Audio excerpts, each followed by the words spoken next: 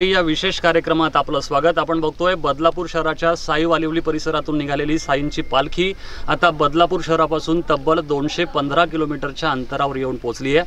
आज या पालखीचा शेवटचा दिवस आहे आणि इथून बाबांचा दरबार अवघ्या 30 किलोमीटरच्या अंतरावर उरलाय। या साई पालखीतील 6 दिवसांचा प्रवास कसा झालाय यावर आपण चर्चा करतोय। दादा नमस्कार। दादा मला सांगा, एकूण नियोजन कसं होतं या संपूर्ण 6 दिवसाचं? 6 दिवसाचं नियोजन एकदम सुंदर झालेलं आहे।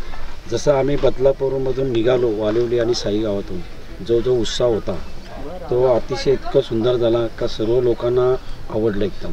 आणि निघताना एकदम आनंदात निघाले। आमच्या गावातले लेडीज आणि जेवढे जेंट्स होते तेवढे दोन्ही गाव आज एकत्र दिसले। त्यांना एवढा उत्साह चांगला वाटला का खरोखर आज साईबाबाची पालखी आज शिर्डीला निघाली आहे। सर्व गावांनी पूर्ण गावात रांगोळे काढून एकदम आनंदात काढले।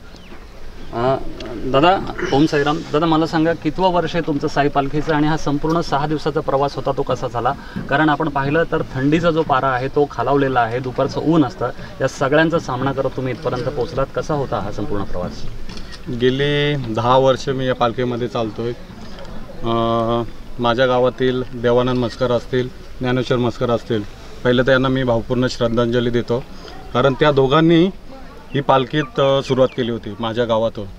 आणि त्यांच्या पाठोपाठ आमच्या गावातील सर्व गुरुनाना असतील, पुंडलिक नाना असतील, आम्ही सर्व लोक या पालखीमध्ये जॉईन झालो।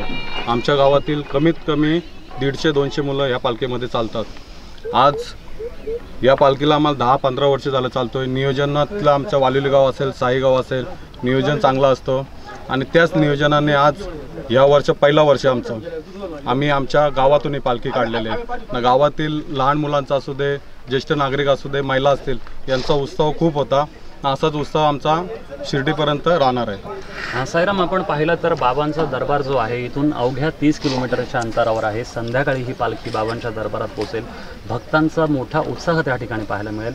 मात्र काही वेळात जर आपण पाहिलं तर गेले 6 दिवस जे साई भक्त तुमच्यासोबत चालतायत, मुलाप्रमाणे आहेत, वडिलांप्रमाणे आहेत, बाबांप्रमाणे आहेत, त्यांना निरोप द्यावा लागणार आहे, त्यावेळेला काय वाटतं? प्रत्येकाच्या मनात त्यावेळेला डोळ्यामध्ये पाणी येतो, कारण ज्या वेळेला पहिला दिवस असतो प्रत्येकाच्या मनात एकच असतो, शिर्डी जवळ येऊ दे, बाबांचं दर्शन होऊ दे।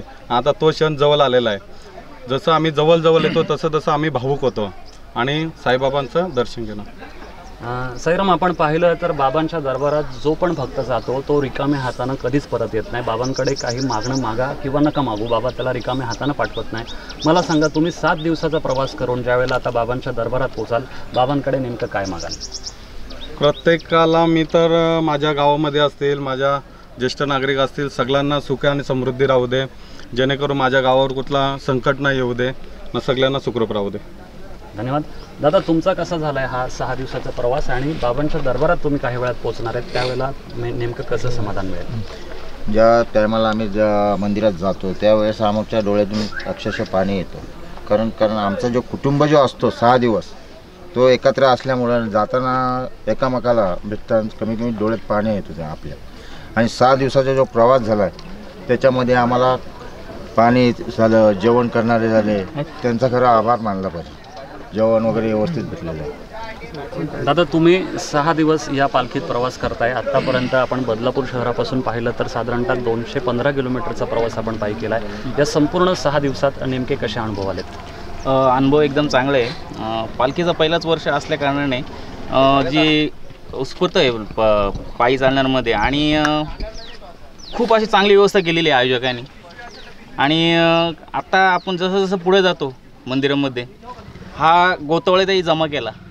पुढच्या वर्षामध्ये कोणाचा चेहरा दिसेल दुसऱ्या परत ही सगळी येवत आणि 2 प्रकारचं आनंद आहे, दुःख पण आहे ना आनंद पण आहे। आनंदाचे पण अश्रू येतील, दुःखाचे पण अश्रू येतील, म्हणून ही सगळी जण पुढच्या वर्षी अशीच ह्याच जोशामध्ये ह्या पालखीमध्ये सहभागी हो हीच इच्छा। या साई पालखीत चालणारा प्रत्येक जण मनामध्ये काहीतरी श्रद्धा, मनामध्ये काहीतरी ध्येय ठेवून चालत असतो। बाबांच्या दरबारात तुम्ही पोचाल संध्याकाळी, 7 दिवसांचा जो प्रवास आहे तो सफल होईल। बाबांकडे नेमकं काय मागणं मागाल? बाबांकडे हेच मागणं, घरची पण आणि जे आलेत जुडेल आपले जे साई भक्त पदयात्रे सगळ्यांना सुख समृद्धी लाभू दे हीच बाबांच्या प्रार्थना। धन्यवाद। आपण बघतोय की गेल्या 6 दिवसापासून हे साई भक्त प्रवास करत आहेत। आज सकाळी न्याहारीची व्यवस्था अशोक चव्हाण यांच्या घरी करण्यात आली होती, ते देखील आपल्यासोबत आहेत। अशोक दादा नमस्कार। हे सगळे साई भक्त तुमच्या घरी आलेत, तुम्ही न्याहारीची व्यवस्था केली, हे सगळं करताना मनाला कशा प्रकारचं समाधान वाटतं? असं आहे, पहिल्यांदा साधारण 15-16 वर्षापूर्वी पालखी आली आमच्या घरी. पालखी नव्हती, आमचे 10-15 माणसं आली म्हणे आंघोळीची सोय करा. आंघोळीची सोय केली.